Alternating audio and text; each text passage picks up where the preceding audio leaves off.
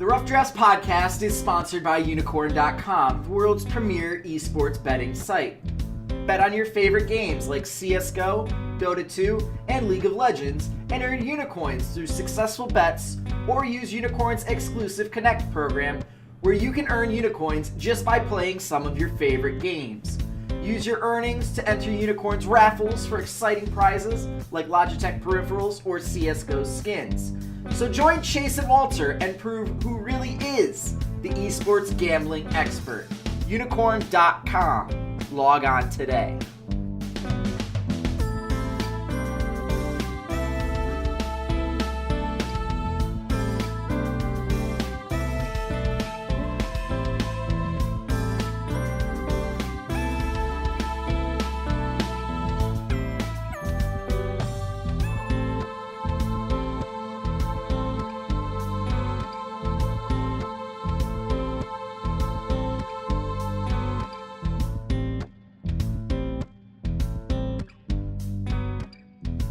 Hello, Internet! This is Chase, RedShirtKing, Wassenar, and welcome to a very special edition of the Rough Drafts podcast.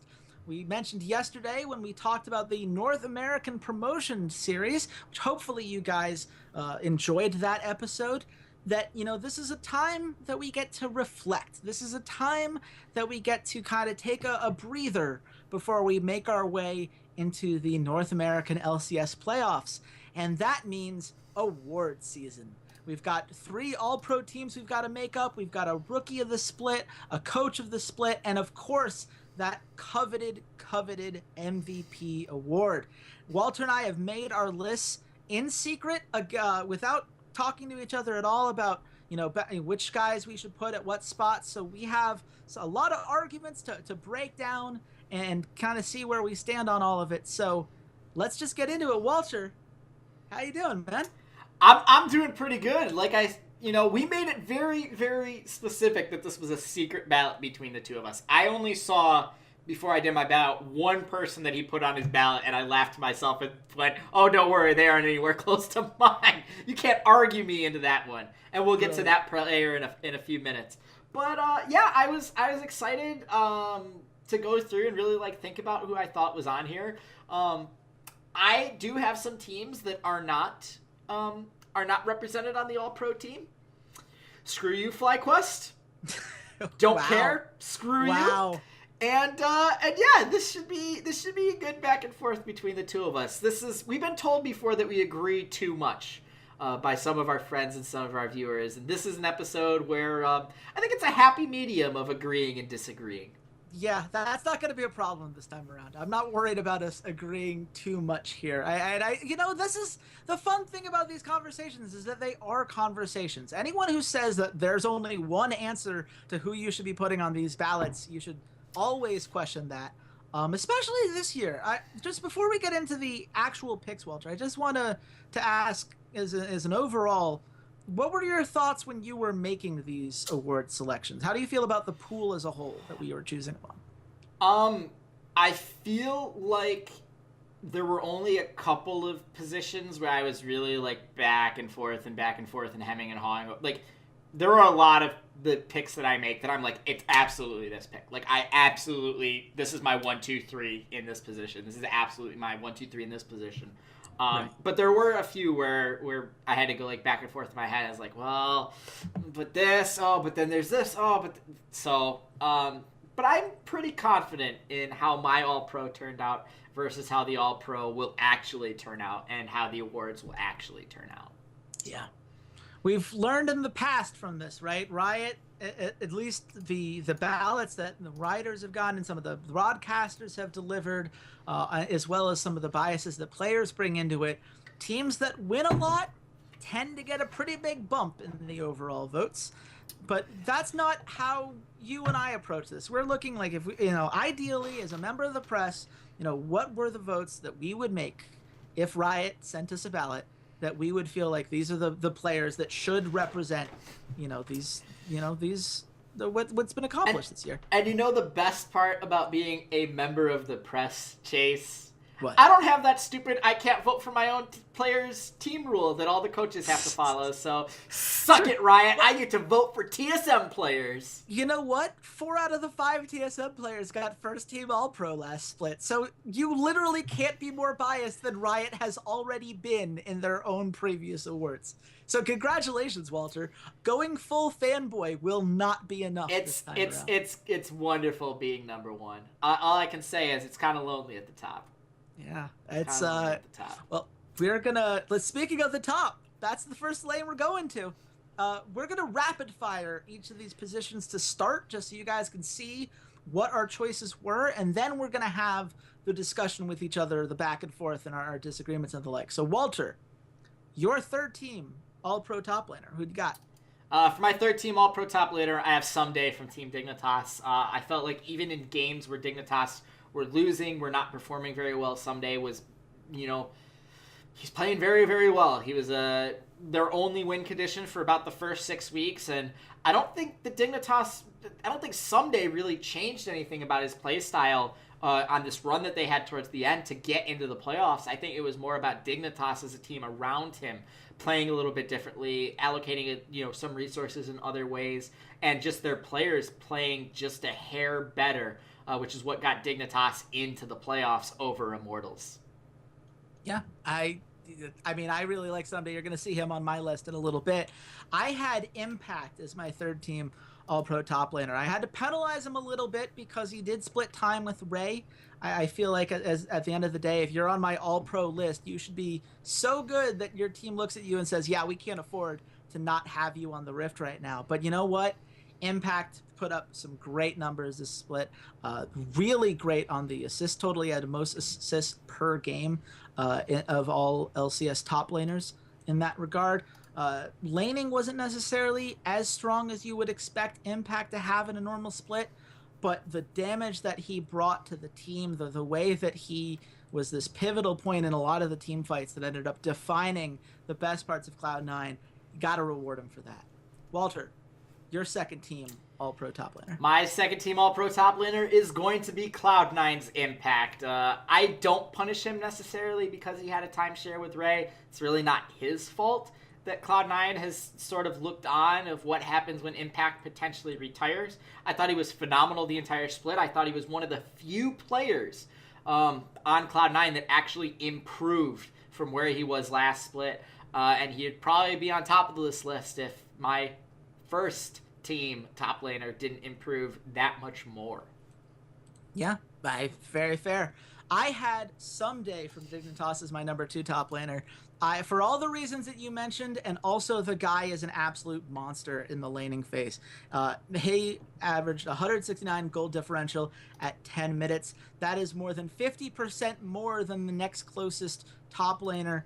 He just did so many things for a Dignitas team that needed him to be this reliable anchor. He made the most out of every resource that he was given and put them in a position where now they're a playoff team, and that was not something that we necessarily expected heading into the season, depending on where you stood on some of these different points. I know you were very high on him going in, but there were a lot of people who had some big question marks, and he silenced a lot of those critics up pretty quickly. So, Walter, you're number 1. First team All-Pro top laner. Oh, come on. Could it be anybody but Hauntzer? Come on. Hauntzer, just the best player on TSM this split. Was just absolutely fantastic. The step up that he had compared to where he was in the summer and at the World Championships was just massive. He was a stud in lane as a tank player. Excellent teleport timings. Was a really strong engager. Had carry moments on playing Maokai. And then towards the end of the split here, we've really seen him kind of start to flourish on some of the carry-style champions, in particularly Camille, as someone that you really do want to have to ban out against him. So the best player on the best team, he absolutely deserves to be the first team All-Pro top laner in my book. Yeah, I have him as the first team All-Pro top laner as well. I think that Hansa put together an incredible season. He averaged about 3.1 kills per game. That is absurd for top laners. No one was even close to that. I think Impact was second at about 2.2. You look at the kill participation, he's at 68.1%.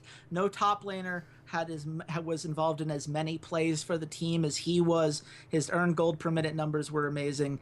Basically, everything he touched was incredibly strong. And if you took out, Ray's damage per minute numbers because he only played 10 games, he would have been leading in that category too. He did everything that you could want from a top laner, and he did it very well.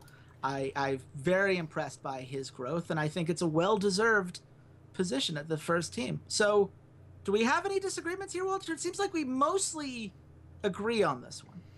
I just didn't punish Impact for Ray. I think that's really what it comes down to is you're kind of chipping away at him because he didn't play as many games. But if he had played as many games, he would have been ahead of Hunters and things like assists. He probably would have had similar type of laning numbers. It's just Hunters takes the edge because I think his teleports were more impactful. I think he showed a larger variety of playstyle going into something like Camille as a very hard kind of carry split push top laner, and he just improved that much more. If you look at where Haunches was last year, you wouldn't think that he could stand up to Impact at all, but you definitely look at the second series they played against each other. Haunters stood firm, and there's a reason why Dyrus way back in the day said he's a better version of me. He is definitely the best top laner in North America. Impact, like I said, I just am not going to punish him for the team deciding to play their substitute for some games. It's not his fault. I mean, there's the difference between punishing him because he didn't play and punishing him because the team wasn't really that much worse when he wasn't on the Rift. Ray proved that you don't have, you could work within the Cloud9 system, and there are enough other players in place who are doing their jobs and putting that top lane in a position to succeed that I don't think the gap between Impact and Ray was large enough to stand out in my mind. I think that Impact benefits from the fact that he was on a very good Cloud9 team and therefore was winning a lot of games, so of course the assist numbers are up. If you're team fighting and you're winning team fights, whether you're the reason for that or not, you're going to get a lot of assists. So that's not to say that he's not a great player. I had him third on my all-pro list for a reason. He's very good. I just thought that Someday did more for that team because he needed to do more for that team. And Haunter just played out of his mind. I think that there's a reason he's in the MVP conversation, which most people would have considered absurd had you brought this up going into the season. Let's move into junglers, Walter. Which jungler did you pick for your third team all-pro spot? So he had to be on this list someplace. I have Lyra as my third team all-pro jungler. Gotta punish him because despite the fact that he was phenomenal and statistically was one of the better junglers, it just didn't translate to wins. They are in the relegation tournament, and while I think they will, if you listen to the podcast yesterday, I think they'll make it out of the relegation tournament mainly because of Lyra. It wasn't enough, especially early on in the season when it was a very hard carry meta for junglers, when you could play things like Kha'Zix, Rengar full damage, and Graves, and really truly try and carry and take that gold advantage into your lanes. It took a while for Lyra to figure it out, and he definitely was much more at home kind of in the control style junglers, the Elises, the Nidalees, the Lee Sins, than he was on anything like Kha'Zix. So gotta punish him for the 10th place though. That is your decision, and I am not ready to argue with you yet because we have to get through the rest of these. I had Dardoch as my third team all-pro jungler. Dardoch had a higher ceiling than most junglers in the league. He had more kills than any other jungler, and certainly he deserves a lot of credit for that. When Immortals played well, he was a huge part of that, and a huge part of why this team did almost make the playoffs. But we have to use that word almost, and we have to point out that Dardoch died a lot. 2.8 KDA, because when he wasn't playing well, when he wasn't at that top level, he single-handedly lost at least 3 games I could think of off the top of my head for Immortals. And as a fan and as an analyst, I have to look at that and say, your highs were high, but your lows were really low. And that lack of consistency keeps him from being any higher on my list, despite the playmaking potential that he has. Walter, your number 2. My number 2 is probably going to be one that doesn't really show up on a lot of people's lists. It's going to be Medios. I think the work that he did with Phoenix 1 coming in as a replacement for Inori for as much as he has, the fact that towards the end of the split, they really were just leaning on Medios, despite the fact that Inori came back from his venture up to Canada for his personal issues. Medios was just a very steadying presence and fit like a glove into that team. Was really efficient in terms of ganking for lanes. I think Zig performed better when Medios was in there. He had a little bit more consistent jungler, someone that really could take some pressure off of him through his map manipulation, the way that he ganked mid lane. He always had unusual kind of ganking patterns and could fall back onto that old school style farm Medios farm and then come into the late game as a really strong tanker engager. So I got Medios. Very few people, I think, are going to bring him up. Yeah, I have some counterpoints to that argument for later, but I'm going to give my second team All-Pro Jungle Award to Moon. Moon might not have ended the season the way that a lot of people would have hoped, but no one started the season stronger than he did. For the first 5.5 to 6 weeks, he was the best jungler in the league. His kills were crazy. His roams were on point. He led the FlyQuest offense to the most explosive offense in the league during that time. And yes, that fell apart over time, but that's not necessarily on him. You know, so much of what he had done was on getting the mid lane going, and when the mid lane fell off, well, he didn't necessarily have that opening. But he made a ton of plays for this team, and this is an all-season award. And for a guy that did as well as he did, for as long as he did, I think it would be criminal to not have him somewhere on the list. But I have a feeling that you're not going to agree with me, Walter. So let's get to that number 1 spot for you. Who was your first team All-Pro jungler? I am the biggest Dardoch mark on the planet. I love Dardoch. I think that at his ceiling, at his absolute highest, he is the best jungler in North America. Granted, he does have a very large variance, and there were some games where he did cost him team the match, but this is a guy that says, I am going to make a play. He has Kiwi Kid syndrome, but he's 10 times the player Kiwi Kid ever would have been. And you know what? He's just damn fun to watch and damn fun to listen to go off. I want cocky Dardoch back for summer when this team actually makes the playoffs and potentially goes on a run for Worlds. Yeah, look, cocky Dardoch is a fun guy to root for. I had him on my third team for a reason. He does have those highs. My number 1, I don't think anyone's going to be surprised to hear this, is Lyra. I've been talking up the envious jungler for forever now. I think there is no jungler that plays as cleanly as he does. His rotations are pretty much immaculate. He has a great sense of the map and getting his players ahead. And, you know, it hasn't translated to wins, and that's something I think that says a lot about the state of the jungle in general. It's just very difficult when you're having to be, you know, the 3rd or 4th gold share player on your team in order to solo carry the games from there.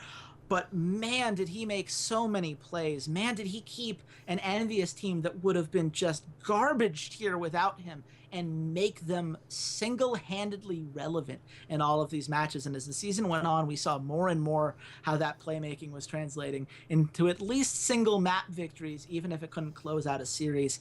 That's my choice. Obviously, we've got some disagreements here, Walter.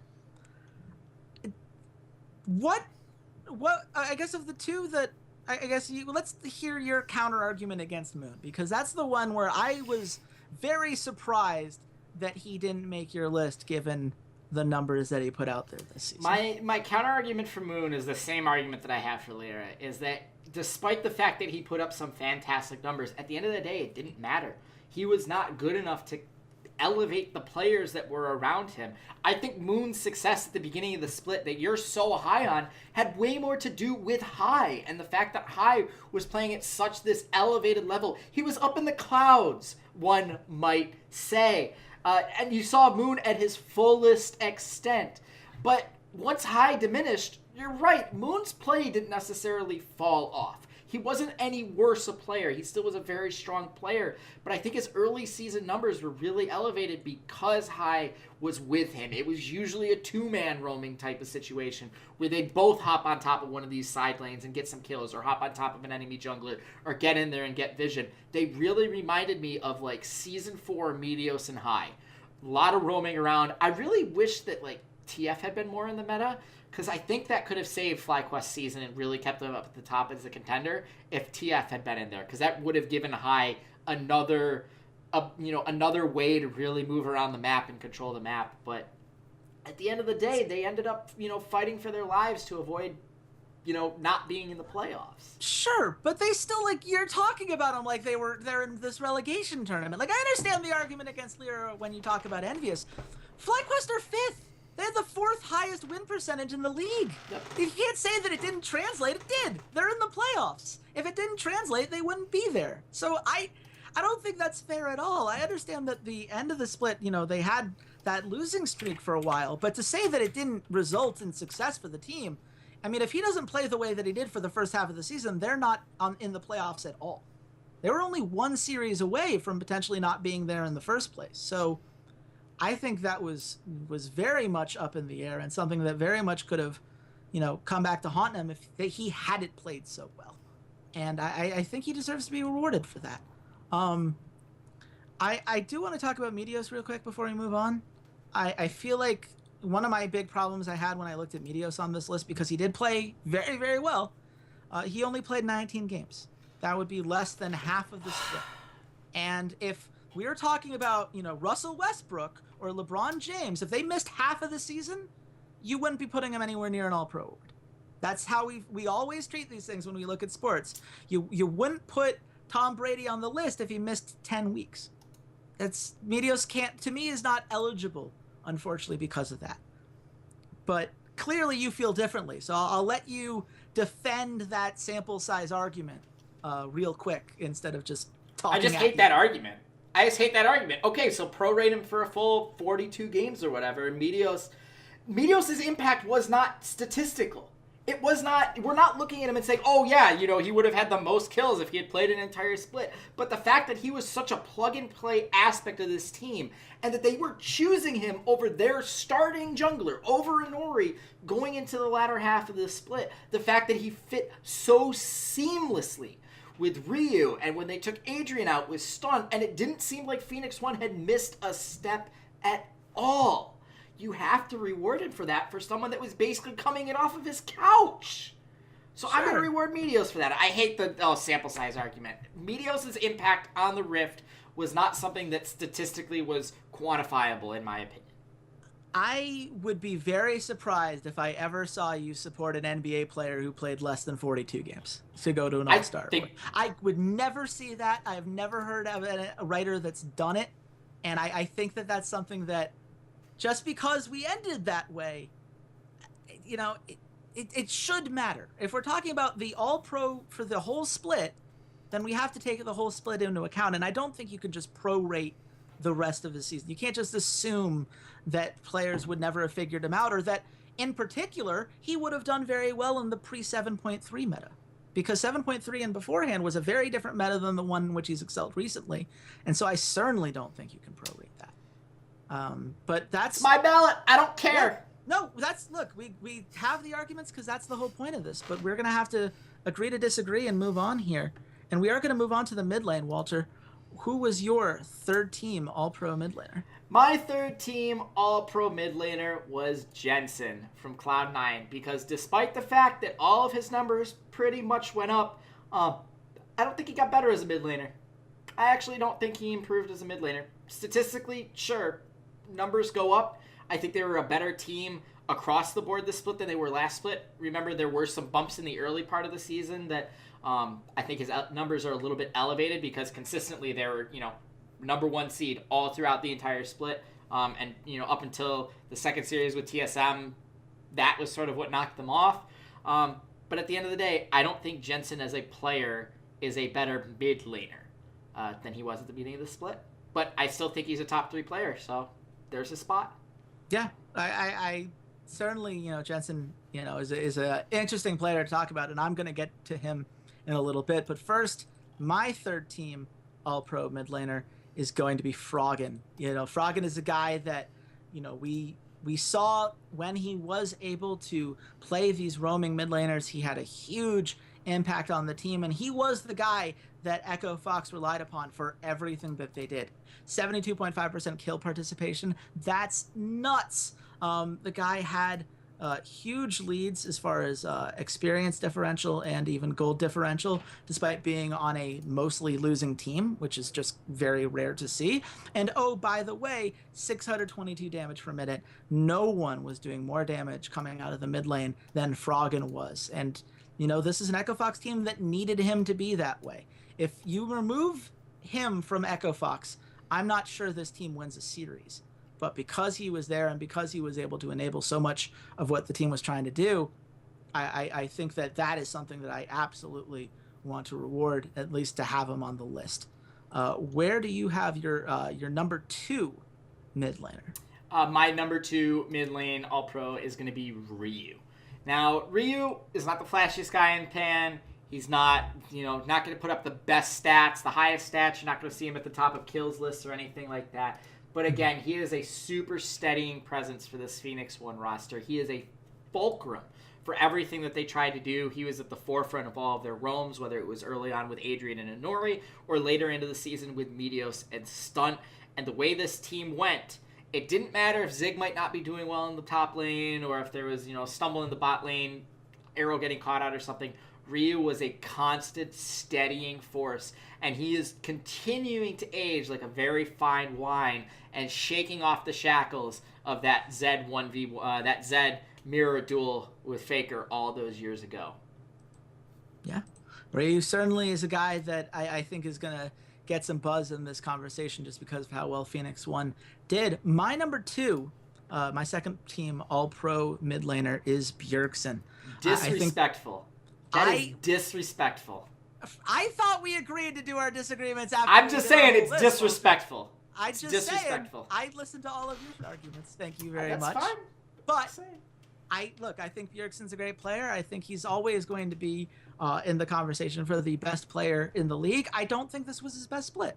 I thought that Bjergsen took a bit of a step back in certain ways, especially if you look at game ones in a lot of these series where they would really fall behind and then they'd have to dig themselves out of these holes. He wasn't necessarily the guy that they could trust in that regard. Now, granted, when they won big, and that's why a lot of his numbers are just absolutely bonkers. 5.5 KDA was the highest in the league. His 140 goal differential at 10 minutes was the highest in the league. Certainly, he's a guy that is constantly there to be this anchor for the team. And in a lot of ways, he was that guy. But this was a season that was kind of, to me, a step back. Only 508 damage per minute.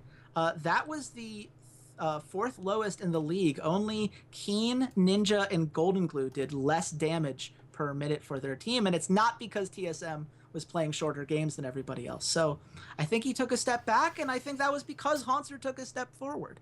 And that's fine. But to me, that puts him second team and not first. But let me guess, Walter, is he's going to be your first team? Yes, Bjergsen is my first team All-Pro mid laner because guess what? When you're the best mid laner coming into a split, someone has to prove they're better than you. And no mid laner, by the end of the split, had proven that they were better than Bjergsen. And I know who you're about to bring up, and I just go back to the second time they played against each other.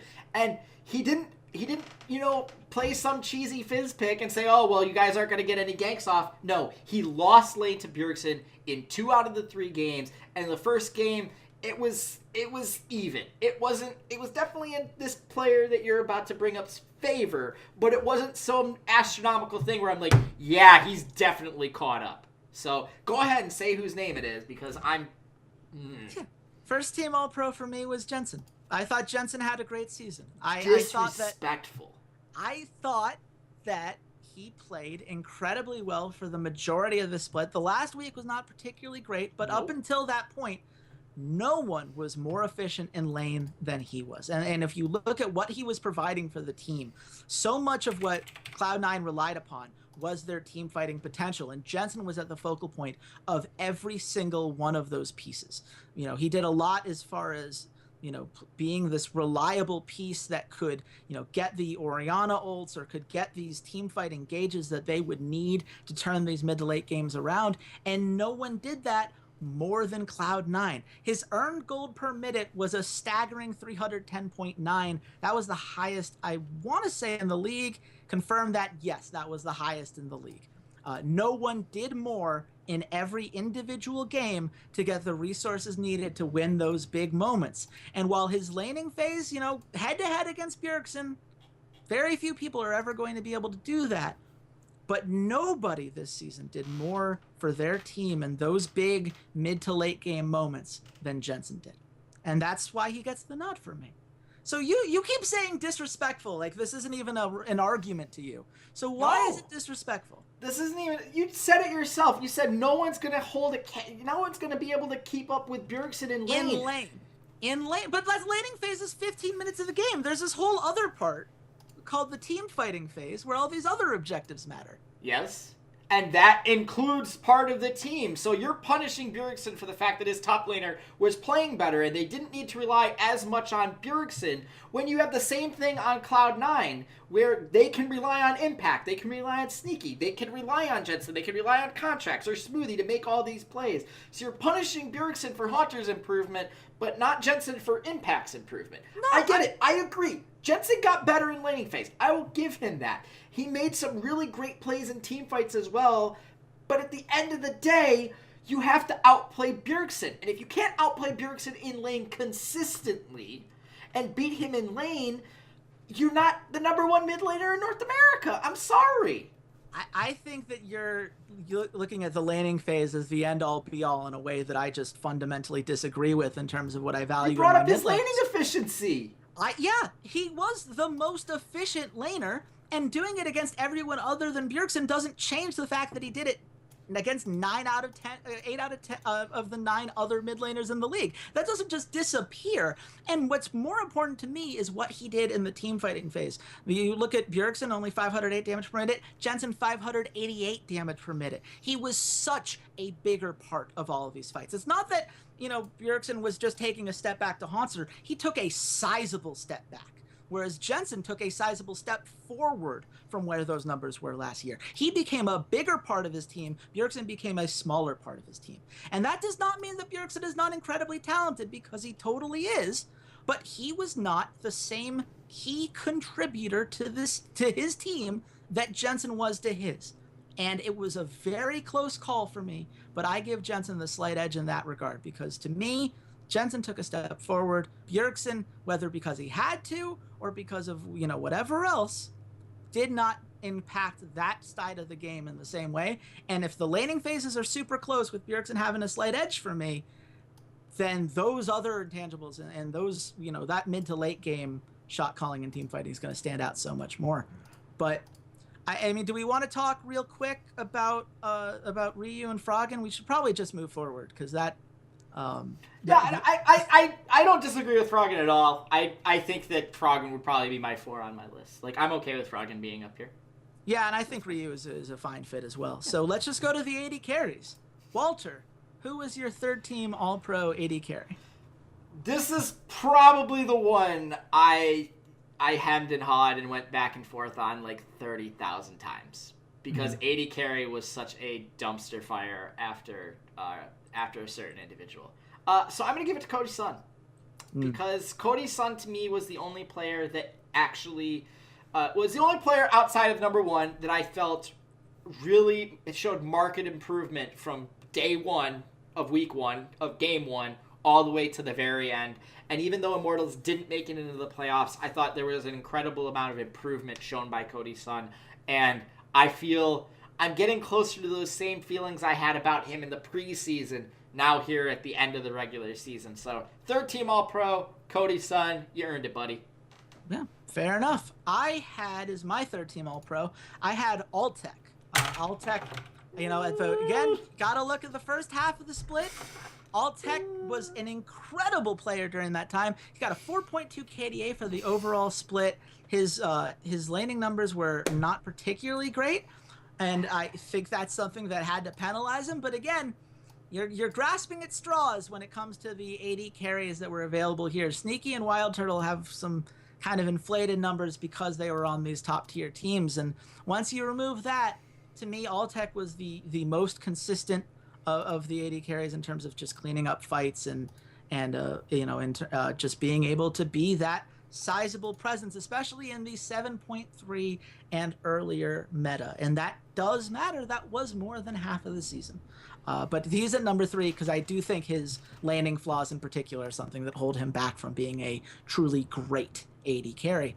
Who is your number 2, Walter? My number 2 is going to be CLG's Stixay. I thought he was the most consistent AD carry out of the entire bunch, and I think that CLG's problems didn't really center around him. I think that CLG spent this season playing away from him for a lot of it, and that has to do with the utility carry meta, but once you got back into, like Ezreal's and Caitlyn and thing like that, he showed he's the Stixay of old, so I'm not really going to punish him too much for the fact that, you can't do a whole lot with utility carries, but he did play them pretty well in my opinion. So Stixay is my second team All-Pro AD carry.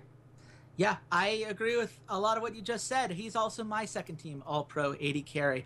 He had more raw kill numbers than anyone in the AD carry position in the league. Only one player had more kills per game, and I think both of us are about to get to him. 6A, look, he was a huge focal point of every single one of the games and series that CLG were able to take this season. He is a very strong player, not just in the laning phase, but in terms of just what he does for them in team fights, how he can clean up and really, get the resources that he needs on his own, his wave clear, when he needs to split push and be that guy. He certainly is capable of doing it. And I really have a lot of respect for a guy that's playing on a team that, was dying left, right, and center and still managed to keep his earned gold per minute numbers and all of the other relevant stats you'd really like to see, and keep those relevant going forward. So I think that's where I landed up on that. Who was your number 1 first team All-Pro AD carry? Arrow, not even close. I think he had one of the best seasons that I've ever seen out of an LCS player. And despite the fact that there were some times where it looks like he was out of position, I feel like going back and watching these key moments, it's mainly that his team is running away and he's just either not getting the communication, or his tanks are like, oh crap, I need to let my AD carry go first and I need to take the hook. So some of the mistakes I don't think were really his fault. Just incredible damage, incredible plays from him, even playing utility AD carries, and I just have to give it to Arrow. Yeah, I have Arrow as my first team All-Pro AD carry, and I don't think it was particularly close. Nope. Most kills per game on average, 70.7% kill participation. That's absurd for someone who played as many games as he did. His 5.3 KDA was obviously very impressive. He won his lane way more often than not. His damage per minute numbers were far higher than any other AD carry. He did everything. He was the first place guy in almost every relevant statistic. And at some point, you just have to look at that and say, that is, praise be. That's the guy that you really want to carry in that regard. So shout out to him for putting together an incredible season and doing so in a pretty turbulent year. He's had to play with at least 3 different supports now and 2 different junglers and all of the behind the scenes drama that was likely associated with the Adrian and Nori split. So shout out to him for all of that. I think there's only really one argument we need to have, Walter, and I hate to undercut you, but I think you might be right. So, tell me why I'm wrong so that I can agree with you and opt out of this pick. I need to hear the case. So your argument was Alltech early season stats. He was really, really good in the early season. High roaming down into the bot lane and overinflating Alltech stats. He still has Alltech syndrome, where there are just moments he runs away from the fight. And let us not forget the terrible, terrible Mordekaiser Maokai game. That was really bad. That was really bad. There's your opt-out. I looked at the earned gold per minute numbers. Who do you think were the top 3 AD carries in that statistic? In earned gold per minute? Yes. Definitely Arrow. Arrow's number 3. Sneaky. Nope. Sneaky's 5. I'm trying to think early game teams. Well, that's probably going to lead you astray. Number 1 was Wild Turtle, funnily enough. I was going to say Turtle. That was going to be my next guess. They funneled him a lot of resources. Yeah. Number 2 was Cody Stun. Hey! Right? Came out Let me of just nowhere. fix this one for you, buddy. I'm going to fix it right on screen for you. It's not Alltech. It's Cody's son. It never happened, guys. Never happened. His was Cody's son, too. Man, it's one of those things where I didn't want to go that way because as an Immortals fan, I still remember, all of the people that pointed out just how bad his laning phase was in the first half of the split. I think there was that game where he lost a tower in 6 minutes without dying. Like he had just been so pushed in without even a gank coming that way. But there is no player who has improved more on a week-by-week basis, probably in the league. And I think that's, that arc, obviously he had a lot of room to grow, but he is making those steps. And what he's ended up with was very, very helpful for an Immortals team that unfortunately didn't have quite enough to get their way in. But yeah, I did not realize that as well. I'm joining you, Walter. You've convinced me here. Congratulations. There we go. I'm glad we finally can agree on something. Yeah, broken clocks are right twice a day. Let's do supports. Third team All-Pro support, excuse me. Who was your third team choice here, Walter? I said Stunt. I said Stunt because after the top 2, I think it's pretty much a coin flip because I think a lot of players played very poorly. I think guys you would have seen up here, Adrian, Matt, Aframu had a lot of question marks and a lot of mediocre play. So I think Stunt, other than for like 1, maybe 2 games, was fantastic and was the 3rd best support in North America. And I'm sure if it projects over to a full season, which you're going to bring up later, and I don't care, he probably wouldn't be this high, but just from what I saw of him, I want to reward him for it. I think he did really, really good in a year where the support position was pretty terrible. Yeah, the support position was pretty tough when you had to break down these decisions. I have, I don't even really have a strong case for the support that I picked. It's more that I eliminated all of the other options. Like, for me, Stunt didn't play enough games, and I didn't like how he played on Dignitas when you look at the numbers there. He has improved, but he didn't quite have those numbers for me, and also he did get benched for Shady in the last week. I don't think you can say that about an all-pro support, and it's not like Shady was doing particularly well to keep him off the floor. I didn't want to give it to Adrian because I do not reward a player who has been kicked off twice, off his team twice in about 3 or 4 months, or at the very least was not asked to come back. Yeah. Like, that's a problem. You can't tell me that that's one of the 3 most valuable players at his position at that point. So that left me with Xpecial. And he is a robot designed to crush CLG's dreams, as people have pointed out, but he's also just a pretty solid support across the board. No clear weaknesses from him. He does everything that you would want a support to do, and he does them effectively enough that you're never going to say, like, oh man, I can't believe Xpecial cost us the game here. He does more than enough for me, and it is worth saying his raw assist numbers were actually very impressive. I thought that he did a very good job of making sure that he wasn't taking kills away from the laners who needed it, but was getting those assists and making sure that the money was going to the right places. So he does the job, and this split, that was enough for me to put him in the 3rd spot once I'd ruled out some of the other possibilities. Walter, who is your second team all-pro support? Biofrost has the most assists in the league with a much worse AD carry. Not having double lift there to kind of cover up some of his flaws. Yeah, there were moments where he got caught out in lane. Their laning phase was definitely weaker. But I think that was mostly Wild Turtle's fault. Not necessarily Biofrost. He had a slight step back compared to last split, but anybody is when you go from the best AD carry in North America and possibly Western history to Wild Turtle. So I give it to Biofrost. Yeah. He's my choice for second team All-Pro support as well. Absolutely. I was very impressed by the way that he handled himself without double lift being there. Especially for a young player, it can be double lift could hide a lot of those rookie flaws. Before this was really him having to go out and prove on his own that he could be that playmaker, and I thought he did a very good job of that.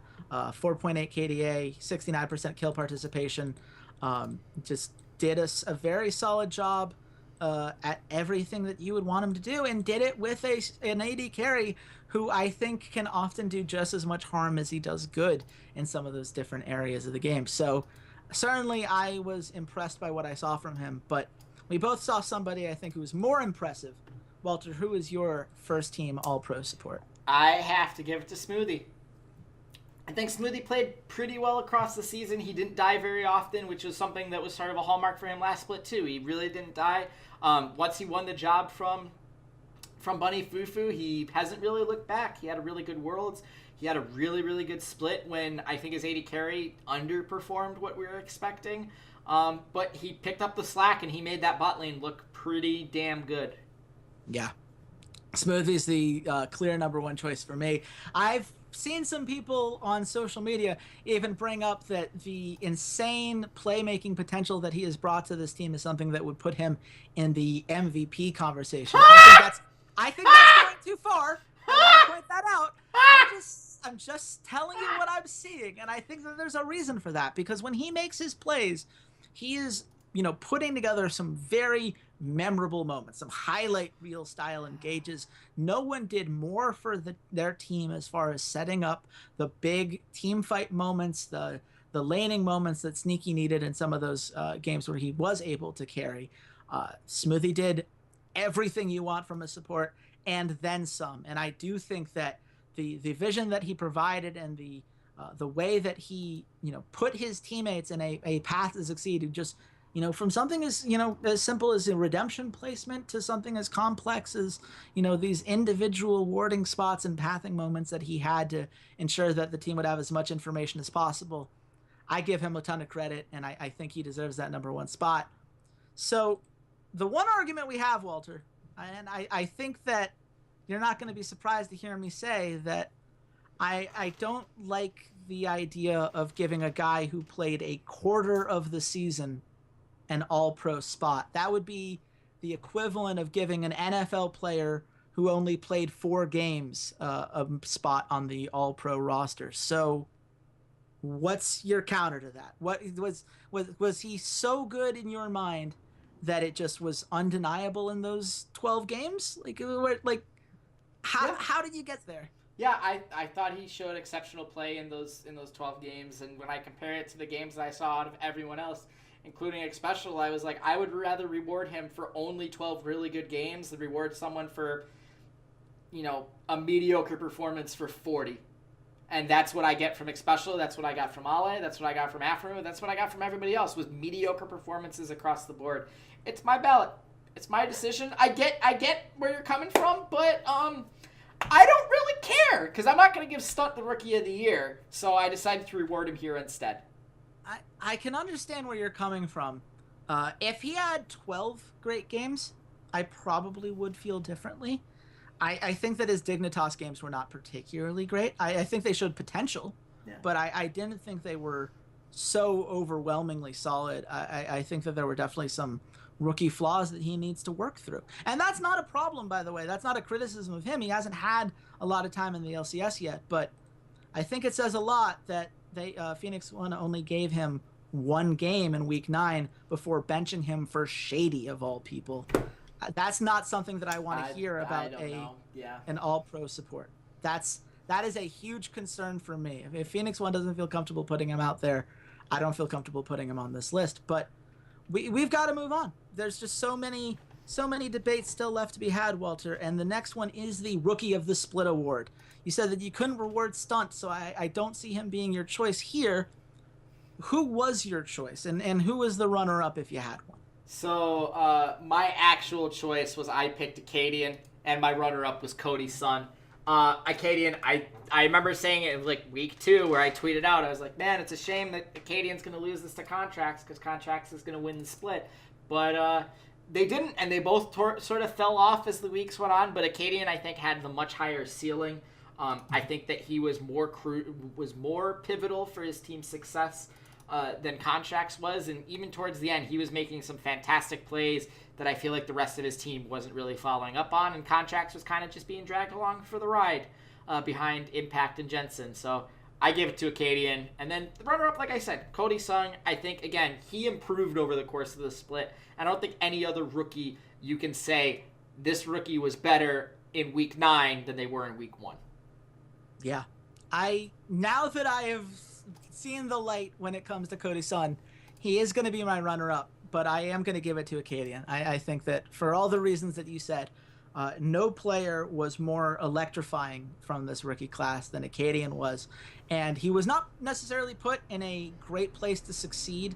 He certainly doesn't necessarily have the consistency or game knowledge that I would want from a veteran jungler, but he's getting there. And when he does make those engages, when he does get a chance to go on those hard carry champions and really go in and make those highlight plays, he plays with no fear, which is something that I really loved when we saw Dardoch first hit the scene. And that's kind of, at his best moments, that's the guy he reminded me of the most was Dardoch. As someone who just understands how to make those aggressive engages, and maybe not all of them work out, but they never stop trying to make them. And that kind of resilience, I think, is something that's going to pay off very well for them in the long run. We agreed on everything, so we can just move on to the next section, which is the Coach of the Year. Or Coach of the Split, I suppose, because it's only been 3 months. So there's a whole other split to go. Walter, where did you go with this one? I think any of the top 3 teams' coaches could win this, in all honesty. I think there are good arguments for all of them. I think there are some arguments against them, mainly picking and choosing one or two, pick and ban phases where you're like, this they clearly flubbed it. But I'm going to pay for picking Parth last split, so I'm going to choose Reaper this split. I think it's time to actually reward him. I think he did pretty well with Cloud9. Like you said, there was improvement from Jensen. There was improvement from Impact. He got a rookie jungler to a second-place finish in the LCS. And despite some minor flubs here and there, they did finish pretty strongly. And overall, I was impressed by how he ran the team. Yeah, I think that is fair. I had Reaper at number 2 for all the reasons you just said. I did think that perhaps some of his pick and ban stuff could have been a little bit cleaner, but overall did a very good job of developing the talent. My Coach of the Split award is going to Fly, the coach of Phoenix 1. If you look at where Phoenix 1 was this time last split, they finished 8th in the 2016 summer split, 5-13, a 15-31 map score for a 33% win percentage, and now they're the 3rd best team. And if it wasn't for them going 0-2 in both of their series this week, they were at one point the highest win percentage team in the league. They've had a lot of very great series, a lot of 2-0s that they were able to muster for themselves. And I think that says so much about the way that they plotted out that early game and really used those snowballs to their advantage. And the fact that they were able to do all of this with rotating junglers and 3 different supports coming in and out, that is an incredible feat, and keeping everyone on point and getting the most out of guys like Arrow and Ryu, I think is something that deserves to be rewarded. Do you have a counter argument? I feel like all of the responses we gave are fair here. No, like I said, any of the top 3 I think are reasonable choices, and there's pros and cons to all of them. I'd be okay with Fly winning. I'd be okay with Arth winning it, in all honesty. I think Fly probably will win it, which is unfortunate because I think Reaper should be rewarded for what he's built over the past 2 splits. So, yeah, I'm okay with Fly. I got no problems. Yeah, it's all about whether you value building the empire more or the turnaround. And for me, the turnaround stood out just a little bit more. Now it comes to the last spot, the coveted MVP award. Walter, tell me, walk me through the whole thing. Give me the whole process of how you came to this conclusion, because this is a debate that can go in so many different ways. It's Arrow. Duh. Yeah, it's Arrow. Duh. There's no argument. There's as much as I would love to say my runner-up is Haunters, and I think Bjergsen's going to get some votes because of the LeBron effect, where he's the big name. And I do agree with you. He played like this was probably his worst split in the last 2 years. But I still think he's going to get some votes. But at the end of the day, it was Arrow. Arrow single-handedly turned Phoenix 1 from a fringe playoff contender with a LOD type 80 carry to they were fighting for a number 1 seed in North America, and I think they are going to be an incredible team to play against in the playoffs, especially playing with 3 different supports over the course of it and making it not matter that he's playing with 2 players that have very, very limited professional experiences versus Adrian.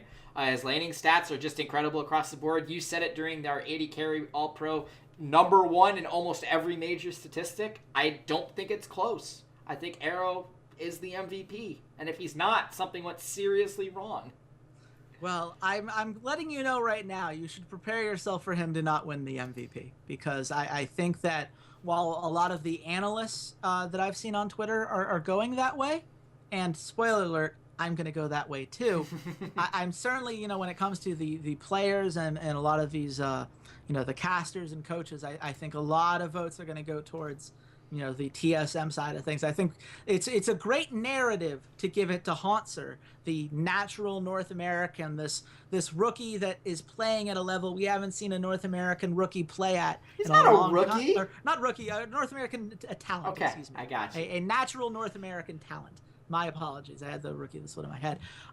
We haven't had that in a while, and I think that's going to be the narrative, and I think that's where the votes are going to go, which I understand. I think for me, Bjergsen and Hauntzer kind of cross each other out to a certain extent because both of them really benefit from having the other one around.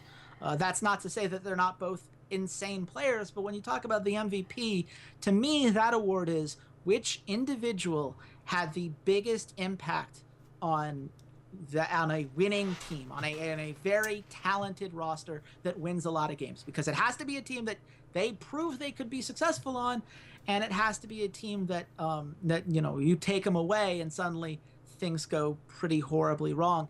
I had Jensen as this runner-up in that regard because I thought that Jensen, as I said before, was the crux of everything that team needed to be. If it wasn't for him, so many of the mid to late game fights that turned around games that Cloud9 realistically should have lost based on the early game, he turned a lot of that around, and I think he deserves a lot of credit for that. But no one deserves more credit than Arrow in a league in which, we had the LOL 80 carry in 2017 meme going around all the time. Arrow was the guy who said, "Oh, you don't think 80 carries could carry? Oh, here, hold my beer. I got this." And that's exactly what he did. He played out of his mind. And he played out of his mind every week with 2 different jugglers and 3 different supports. And we're going to keep bringing that up because it's still insane that happened. We don't see, bot lanes need time to adapt to each other. And Arrow just said, whatever. I'm just going to be this hard-carrying monster of a player. And you try to stop me. And the answer that everyone came to was, we can't, though.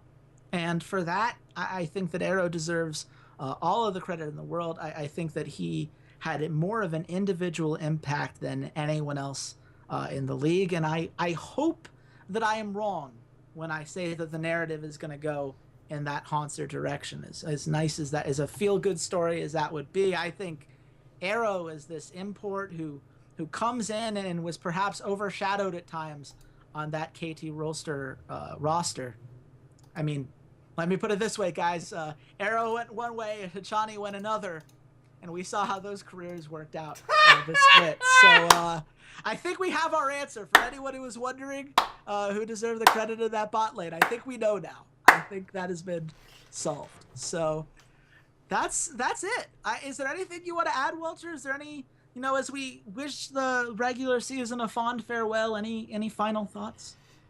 I mean, listen, I think Chase's disrespect to TSM as an organization should not go unpunished. Oh, how dare you? But you know what? His team isn't in the playoffs, and mine is. And when mine's playing for a championship in Vancouver, it's the little things that matter, right? 3 out of 5 TSM players are on my second team All-Pro list or better. But yeah, I clearly just hate him. I'm a hater. Pile it on. I love it. You got Jensen over Bjergsen. That's a cardinal sin in my opinion. That's fine. That sacrilege is something I will accept that in the same way that I have to accept your "but it's my list though" defense. So you know what? If that's the way we're gonna play it, that's the way it's gonna go. I think that honestly, at the end of the day, bot lane didn't quite hold up outside of Arrow the way that we usually expect in North America. No. But certainly we saw the imports at the top lane. Lyra coming in the jungle. Those moves paid off, and we're seeing talent be put in that top half of the map. And I hope that matters when we get to international play. Whichever team ends up representing North America at MSI, I think the gap between where the Korean top laners have been and where the North American top laners are now, that's hopefully going to be closed a bit. I know that you never want to get too optimistic about Western chances in international competition, but I do think that was nice to see. It was nice to see, Jensen and Bjergsen really battle it out. I think both sides of the argument are very fair.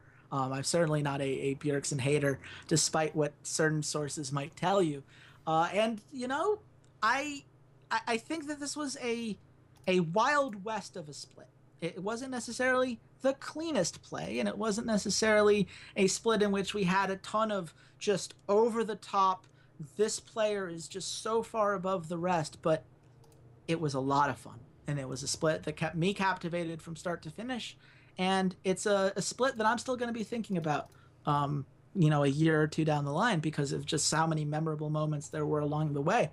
But that's going to be it for the regular season of North America. We are going to move on next week on Thursday. We will be doing our Guess the Lines for the North American LCS playoffs. Of course, Wednesday is going to be our European Guess the Lines playoff edition. I don't know if we're going to necessarily do a follow-up from the promotion tournament. We'll probably mention it very briefly at the beginning of one of those podcasts. But otherwise, we're going to go full-on playoff mode. It is time. It is about time for us to, get excited and break down all of these matchups. And of course, you're going to want to be following us on social media throughout all of this. Walter, where can the nice people at home find you? You guys can find me at Ceades_LOL. And yes, the only reason why Double Lift wasn't my third team All-Pro was because he went to Team Liquid. Oh boy, I love it. I'm at RedShirtKing. If you have any thoughts on my picks and whatever, I'd love to talk to you guys about it. I'll be reading all the comments as well. So let's keep these arguments going. I think that's the most fun part of award season for me, is seeing the different paths that everyone takes to what their ultimate picks end up being. So certainly hope you guys enjoyed this. And until next week, bye, Internet. Hey there, Ceades here. Thanks for checking out the podcast. And if you enjoyed today's episode, consider supporting us at www.patreon.com/roughdraftspod. For just $1 a month, you can join your fellow listeners in our patron-only Discord channel and help keep the content coming, or join our VIP club where $1 a show or $8 a month gets you first priority on all patron content like our patron-only Q&As. And check us out on all of our social media, Twitter @RoughDraftsPod, Facebook.com/RoughDraftsPod, SoundCloud.com/esportsroughdrafts, as well as on iTunes and YouTube by just searching for the Rough Drafts Podcast. Thanks for listening, and goodbye, Internet.